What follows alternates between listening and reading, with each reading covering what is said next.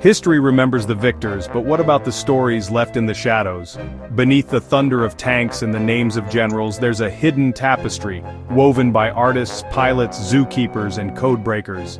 These are the whispers of history, quiet acts of defiance and brilliance that shaped our world. Their battlefields were hidden in plain sight, in airwaves, country estates, and even city zoos. Today, we uncover the untold stories of World War II that changed history. We'll meet phantom armies, fearless women of the night skies, and those who broke the unbreakable codes. Join me as we pull back the curtain on these remarkable, hidden chapters of the war. In the final year of the European conflict, a unique unit was tasked with manipulating reality itself, the Ghost Army. Officially the 23rd Headquarters Special Troops, they were artists, architects, and sound engineers, not soldiers. Their mission: deceive the German army with illusions on a grand scale. Inflatable tanks, rubber artillery, and fake camps fooled enemy reconnaissance from above. Sonic deception was their secret weapon. Loudspeakers blasted the sounds of entire divisions on the move, tricking German patrols into reporting phantom armies. They created false tank tracks, wore counterfeit patches, and staged fake briefings in towns, muddying German intelligence. Operating close to the front, they risked everything. If discovered, their ruse would have cost them their lives. Their greatest success, Operation Viersen, drew a German division away from the Rhine, saving thousands of Allied lives. Over 20 major deceptions sowed chaos and confusion among the enemy. For decades, their story was classified, their creativity unrecognized. The Ghost Army proved that sometimes the most powerful weapon is a brilliantly executed idea. They fought a war of the mind, not with guns, but with imagination. Their legacy is a testament to unorthodox thinking in the face of overwhelming odds. Theirs was a victory of illusion over force. The Ghost Army, masters of deception, unsung heroes of World War II. On the Eastern Front, a chilling whoosh haunted German soldiers, the signature of the all-female 588th Night Bomber Regiment, the Night Witches. Flying outdated canvas biplanes, these young women braved freezing nights and enemy fire. Their planes were slow, fragile, and nearly invisible to radar, making them ghosts in the sky. They flew in darkness, navigating by map and compass, cutting engines to glide silently over targets. The Germans dreaded their stealth attacks, which came without warning. Each crew flew multiple missions nightly, enduring frostbite and exhaustion. Ground crews, also women, kept the planes flying under constant threat. Facing skepticism and ill-fitting uniforms, they persevered, driven by patriotism and grit. By war's end, the Night Witches had flown over 24,000 sorties, dropping 23,000 tons of bombs. 32 earned the title Hero of the Soviet Union. They became the most decorated female unit in Soviet history. The Night Witches turned fragile biplanes into instruments of relentless warfare. Their courage shattered stereotypes and terrified the enemy. They ruled the night skies with ingenuity and fearlessness. Far from the front lines, a secret war raged at Bletchley Park, a battle of intellect against the unbreakable Enigma code. Mathematicians, linguists, and puzzle experts, many of them women, worked in secrecy to crack German communications.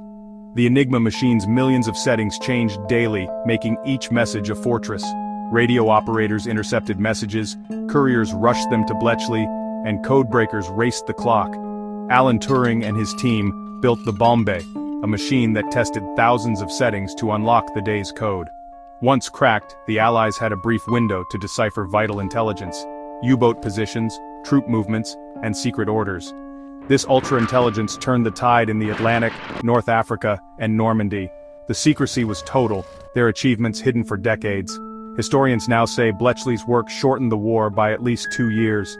It was a victory won with intellect, perseverance, and the relentless ticking of code-breaking machines. The invisible heroes of Bletchley Park changed history from behind closed doors. Their war was fought, and won, in silence. In a bitter twist of fate, thousands of Japanese Americans fought for the U.S. while their families were held in internment camps. Barred at first, Nisei volunteers formed the 442nd Regimental Combat Team. Their motto, "Go for broke." Sent to Europe, they quickly earned a reputation for courage and sacrifice. In the Vosges Mountains, they rescued the Lost Battalion, suffering over 800 casualties to save 211 men. The 442nd became the most decorated unit of its size in U.S. history. 21 Medals of Honor, 4,000 Purple Hearts, and 7 Presidential Unit citations. They fought 2 wars, against the Axis abroad and prejudice at home. Many returned to discrimination and loss, but their valor could not be denied. Their story is a powerful reminder of patriotism in the face of injustice. The 442nd proved loyalty beyond doubt, rewriting what it meant to be American.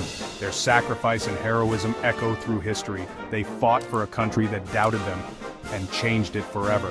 Go for broke, a legacy of unyielding valor. Amid the ruins of Warsaw, Jan and Antonina Zabinski transformed their bombed-out zoo into a sanctuary, not for animals but for people. As the Nazis occupied Poland, the Zabinskis risked everything to hide Jews escaping the Warsaw Ghetto.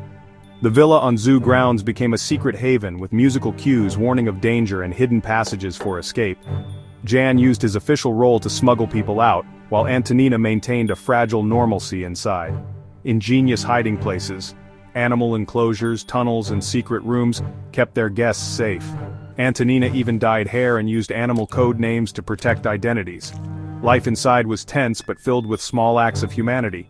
Discovery meant certain death, but the Zabinskis never wavered. Over 300 lives were saved through their courage and compassion. Their story is not of armed resistance but of quiet, relentless empathy. The ruined zoo became a symbol of hope and defiance. In a world of hatred, they built an ark of humanity. The Zabinskis proved that kindness can be the greatest act of resistance. In occupied France, ordinary citizens became the Maquis, the French resistance, fighting a shadow war against Nazi tyranny. Teachers, farmers, and students formed secret cells, waging war with sabotage, intelligence, and courage. They published underground newspapers, guided Allied airmen to safety, and sabotaged railways and bridges. Each act of defiance forced the Germans to divert resources and live in fear. The resistance gathered vital intelligence, including details that shaped the D-Day invasion. Life was perilous. Betrayal, torture, and execution were constant threats. Jean Moulin united rival groups, building a coordinated force before dying under Gestapo torture. As the Allies landed in Normandy, the resistance rose up, crippling German reinforcements and aiding liberation.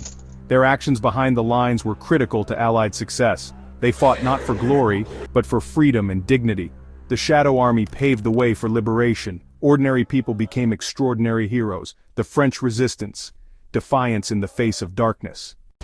As war raged, another battle unfolded, a fight to save the soul of civilization itself. Hitler's regime looted Europe's greatest art for a planned Führer museum, committing the largest art theft in history. The Allies responded with the Monuments Men museum directors, curators, and historians turned soldiers. Their mission: protect cultural treasures and recover stolen masterpieces. They followed the front lines, shoring up cathedrals and searching for hidden caches. The Nazis hid art in castles, salt mines, and vaults. Most famously, 6,500 works in the Altaussee salt mine. The Monuments Men arrived just in time, disabling bombs meant to destroy the collection. Hitler's Nero decree threatened to erase Europe's heritage, but the Monuments Men raced to save it. After the war, they painstakingly returned art to its rightful owners. Their work preserved not just paintings, but the identity of nations. They fought a different kind of war, one for memory, culture, and humanity. The Monuments Men saved a vital part of our shared story. Their legacy endures in every museum and gallery.